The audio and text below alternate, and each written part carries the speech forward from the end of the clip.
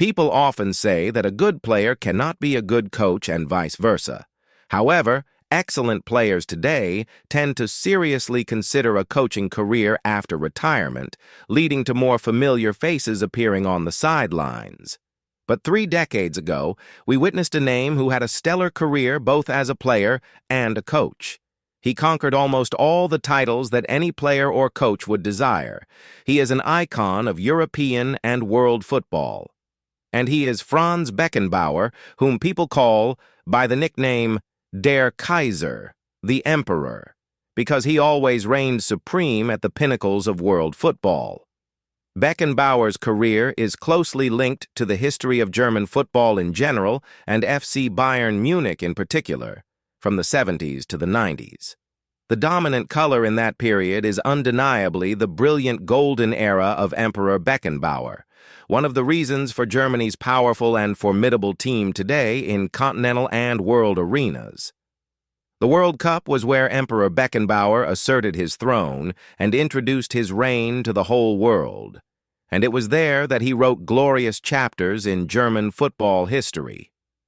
Franz Beckenbauer was born on September 11, 1945, in Munich, into a modest family, like most German families at that time.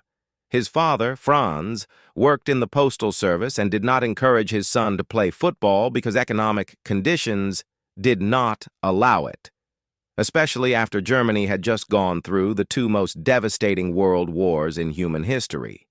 However, financial struggles or hardships could not diminish young Franz Beckenbauer's passion for the spherical ball. Perhaps even his father did not imagine that his son's football talent would change their small family and the entire football landscape of the country. As a talented young player, he dreamed of joining TSV Munich 1860 of Bavaria at the time, but fate decided differently. In a youth tournament, he was beaten by a player from Munich 1860. Disheartened, Franz sought out Bayern Munich in 1958, and from here the history of this club and German football was about to turn a new page. Beckenbauer made his debut for the national team on September 26, 1965, when he had just turned 20 years old. This was an important match in the 1966 World Cup qualifiers against Sweden, which the Germans won 2-1. When the 1966 World Cup began, few internationally knew the name Franz Beckenbauer, even though he had become an indispensable member of the West German team, making his debut at age 20 in the 2-1 victory over Sweden. Germans hoped he would be the most outstanding talent after Uwe Seeler. But Bayern Munich, Beckenbauer's club, only managed to enter the Bundesliga in 1965 and did not have the same reputation as TSV 1860. In his first introduction to the world at the most exciting football tournament on the planet, he scored 2 goals in Germany's emphatic victory over Switzerland.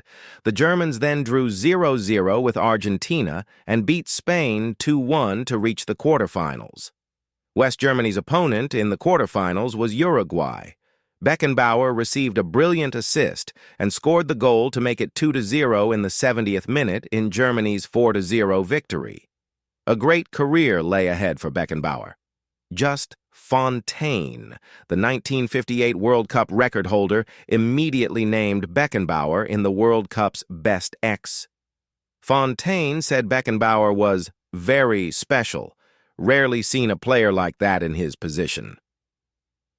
Fontaine considered Beckenbauer the successor to the great Josef Borsig, a key member of Hungary's brilliant team of the 1950s.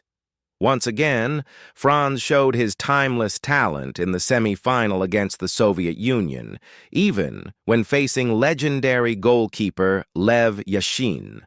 The goal he scored was a masterpiece, a shot from the left corner outside the box, beating legendary goalkeeper Lev Yashin at the far post, securing a 2-1 victory for West Germany, leading them to the final against host nation England. Beckenbauer had to tightly mark Bobby Charlton, which meant limiting Beckenbauer to a defensive rather than creative role. After many controversies, Germany still had to settle for a 2-4 defeat to England.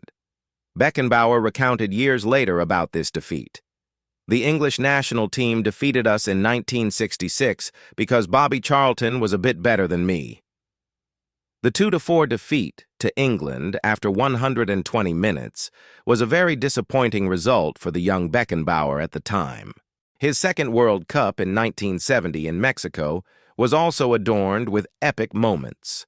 One of the most beautiful and enduring moments of the World Cup is the image of Franz Beckenbauer in the semi-final against Italy, playing courageously for half an hour of extra time with a shoulder injury, only temporarily held in place by a makeshift bandage made from a shoe. However, the beautiful and resilient moment of the Emperor was still not enough, because Italy was the more courageous and lucky team, winning 4-3 in the end. Beckenbauer had unforgettable memories of this World Cup in Mexico. Mexico 1970 was a remarkable tournament at the time. There wasn't too much fanaticism, and the organizers didn't overly tighten security. We had a tournament that unfolded as we wanted. At the entrance, a single armed policeman monitored everything, a situation unimaginable today, he stated. In short, everything felt truly natural. The matches took place in colorful Mexico, a joyful country with vibrant football. The 1970 World Cup ended with football king Pelé once again reigning supreme, his last triumphant blaze. Then, 4 years later, people truly saw another king from European world football lead his country to the pinnacle, and not just once. After defeating the Soviet Union and winning the 1972 Euro Championship, Captain Franz Beckenbauer won the Ballon d'Or. Emperor Franz Beckenbauer is known as the first defender in history to win the Ballon d'Or. The Emperor entered the 1974 World Cup with a desire to conquer the world throne on home soil greater than ever before. He then shone in the national team jersey with a position where he created a revolution with his playing style.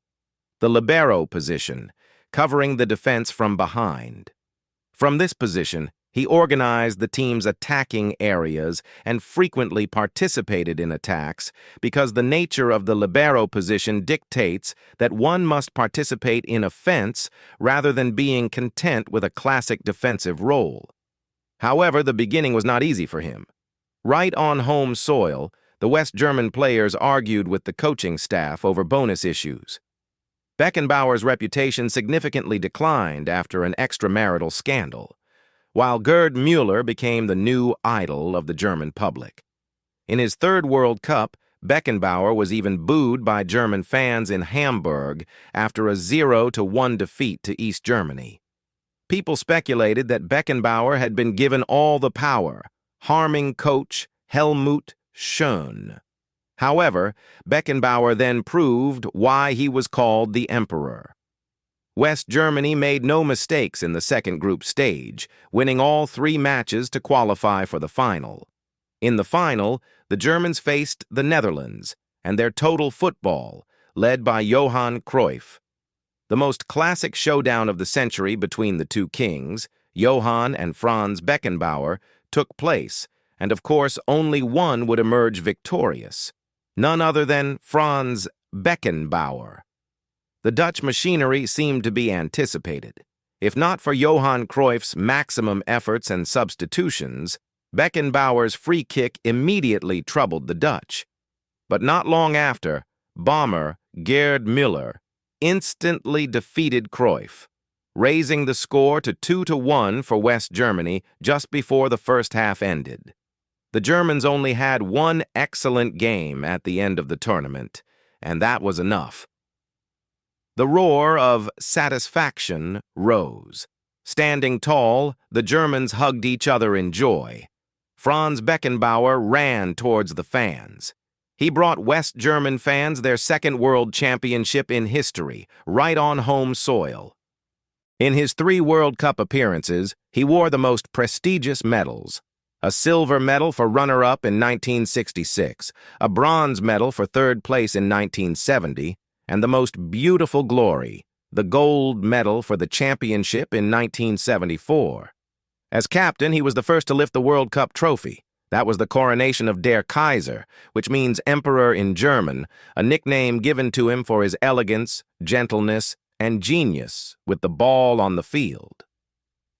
You might think that was the highest peak of Emperor Beckenbauer's reign, but not quite, because he maintained his peak with German football for many years thereafter.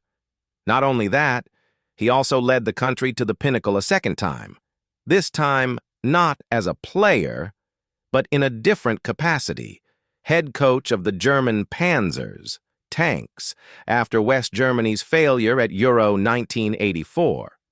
Beckenbauer was appointed coach of the German national team in July of the same year.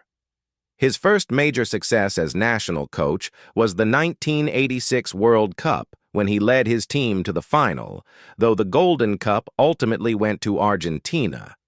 But this initial World Cup success allowed Beckenbauer to consolidate his new position. At the 1990 World Cup, Germany became world champions with an unbeaten record, thanks to Andreas Brehme's penalty in the final against Argentina.